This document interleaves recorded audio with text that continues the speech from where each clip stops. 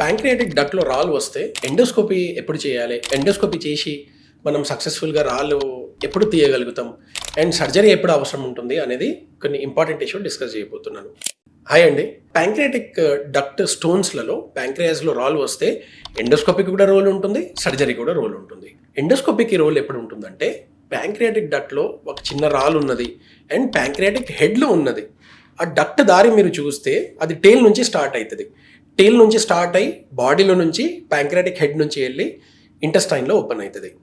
ఆ ఇంటెస్టైన్ దగ్గర ఓపెన్ అయిన ఏరియాకి యాంపులా అనేది అంటారు. ప్యాంక్రియాటిక్ హెడ్లో డక్ట్లో స్టోన్ ఉంటే, లేకుంటే యాంపుల దగ్గర స్టోన్ ఉంటే, అది సైజ్ చిన్నగా ఉంటే అప్పుడు మనము సక్సెస్ఫుల్గా ఎండోస్కోపీ ద్వారా ఈ రాళ్ళు తీయగలుగుతాం. అండ్ ఇంకొక ఇంపార్టెంట్ ఇష్యూ ఏమంటే ఆ రాళ్ళు సింగిల్ ఉండాలి. అంటే ఆ డక్ట్ దారిలో రాళ్ళు ఎక్కువ ఉండకూడదు. ఎందుకంటే నంబర్ ఎంత ఎక్కువ ఉంటుంది అంత డిఫికల్ట్ మనం ఎండోస్కోపీలో తీయడానికి. సింగిల్ రాళ్ళు ఇంకా హెడ్లో ఉన్న రాళ్ళు మనం ఎండోస్కోపీలో సక్సెస్ఫుల్గా తీయగలుగుతాం. ఆ రాళ్ళు తీసేసి స్టెంట్ సక్సెస్ఫుల్గా పెట్టగలుగుతాం.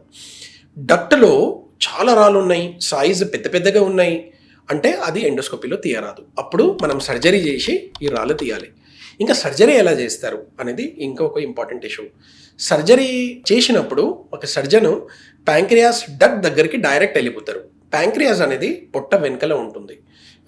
పొట్టని లిఫ్ట్ చేసి స్టమక్ అంటారు. స్టమక్ని లిఫ్ట్ చేసి ప్యాంక్రియాటిక్ డక్ట్ దగ్గరికి వెళ్ళిపోతారు. ఆ డక్ట్ని ఐడెంటిఫై చేస్తారు.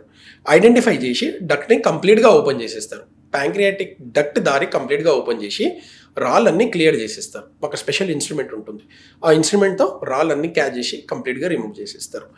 డక్ట్ అంతా క్లియర్ చేసి అప్పుడు ఈ డక్ట్ని చిన్న పేగు తీసుకుని వెళ్ళి దానికి అటాచ్ చేస్తారు, అతికిస్తారు దానికి. ఎందుకంటే ఆ డక్ట్లో వచ్చిన ప్యాంక్రియాస్ నుంచి వచ్చిన సెక్రిషన్స్, జీర్ణరసాలు, ప్యాంక్రియాస్లో ప్రొడ్యూస్ అయిన జీర్ణరసాలు అన్నీ ఇంటెస్టైన్లోకి డ్రైన్ అయిపోవడానికి.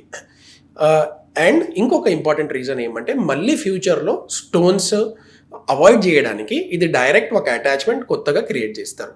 ఇలా చేస్తే ఈ డక్ట్లో స్టోన్ ఫామ్ అయిన పేషెంట్స్లోకి సఫరింగ్ అంటే వాళ్ళకు అవస్థ కంప్లీట్గా క్యూర్ అవుతుంది. ఎట్లాంటివి అవస్థలు అంటే వాళ్ళకు పెయిన్ ఉంటుంది, ఎంబటే వాళ్ళకు పెయిన్ రావచ్చు, రిపీటెడ్గా ప్యాంక్రైటిస్ రావచ్చు, వాళ్ళకు ప్యాంక్రైటిస్ వల్ల సూడోసిస్ట్ ఫామ్ అవ్వచ్చు, డక్ట్ డ్యామేజ్ అయిపోవచ్చు, వాళ్ళకి షుగర్ రావచ్చు, షుగర్ ఇంకా వర్సన్ అవ్వచ్చు. అండ్ ఇది కాకుండా ప్యాంక్రియాటిక్ డక్ట్లో రాళ్ళు ఉంటే సరిగ్గా డైజెషన్ కూడా అవ్వదు. ఎందుకంటే ఆ రాళ్ళు ప్యాంక్రియాస్ నుంచి వచ్చిన జీర్ణరసాలని బ్లాక్ చేస్తాయి. ఆ బ్లాక్ చేయడం వల్ల ప్యాంక్రియాటిక్ జ్యూస్ ఇంటెస్టైన్లోకి రాదు. ప్యాంక్రియాటిక్ జ్యూస్ ఇంటెస్టైన్లోకి రాకపోవడం వల్ల మన తిన్న ఫుడ్లో ఉన్న constituents, proteins, most important proteins అట్లనే స్టూల్లో పాస్ అయిపోతాయి. సో అది ప్రోటీన్స్ తిన్నది అట్లనే స్టూల్లో పాస్ అయిపోతే బాడీలో ప్రోటీన్ లాస్ అవుతుంది. సడన్గా ఒక 15-20 kgs వెయిట్ తగ్గిపోతుంది. ఎందుకంటే బాడీ మసిల్స్లో ఉన్న ప్రోటీన్స్ని మొబిలైజ్ చేస్తుంది. సో అది మొబిలైజ్ చేయడం వల్ల ప్రోటీన్స్ అంతా ఏట్రోఫీ అయిపోతాయి, మసిల్స్ అంతా ఏట్రోఫీ అయిపోతాయి. అంటే సడన్గా వెయిట్ లాస్ అయిపోతుంది. ఇది ప్రివెంట్ చేయడానికి మనం ప్యాంక్రియాటిక్ డక్ట్లో స్టోన్స్ ఉంటే తొందరగా డీల్ చేయాలి. అండ్ అది సక్సెస్ఫుల్గా మనము ఈ సర్జరీ ద్వారా అయినా కానీ ఎండోస్కోపీ ద్వారా అయినా కానీ సక్సెస్ఫుల్గా చేయగలుగుతాం. అది చేసిన తర్వాత మేము చాలామంది పేషెంట్స్లకి పెయిన్ డిక్రీజ్ అయిపోతుంది. పెయిన్తో పాటు వెయిట్ ఇంక్రీజ్ కూడా అవుతుంది. ఒక 15-20 kgs వెయిట్ లాస్ అయ్యింది. ఇమీడియట్గా ఈ సర్జరీ పర్ఫామ్ చేసిన తర్వాత పేషెంట్స్ మళ్ళీ వెయిట్ గెయిన్ అవుతారు. ఎందుకంటే ఆ డైరెక్ట్ మనం ప్యాంక్రియాటిక్ జ్యూస్ ఇంటెస్టైన్స్లోకి మనం డ్రైన్ చేయగలుగుతాం. ఇదే ఇంకో ఇంపార్టెంట్ రీజన్. అది కాకుండా కొందరు పేషెంట్స్కి ఇంకా డీరేంజ్డ్ అయిన డయాబెటీస్ కూడా ఇంప్రూవ్ చేయగలుగుతాం. డయాబెటీస్ ఇంప్రూవ్ చేయగలిగితే క్రానిక్ ప్యాంక్రియాటిస్ పేషెంట్స్లలో కిడ్నీ డ్యామేజ్ రిస్క్ ఎక్కువ ఉంటుంది. ఎందుకంటే వాళ్ళకి అన్కంట్రోల్డ్ డయాబెటీస్ ఉండడం వల్ల షుగర్ హై ఉంటే కిడ్నీస్ ఎఫెక్ట్ అవుతుంది.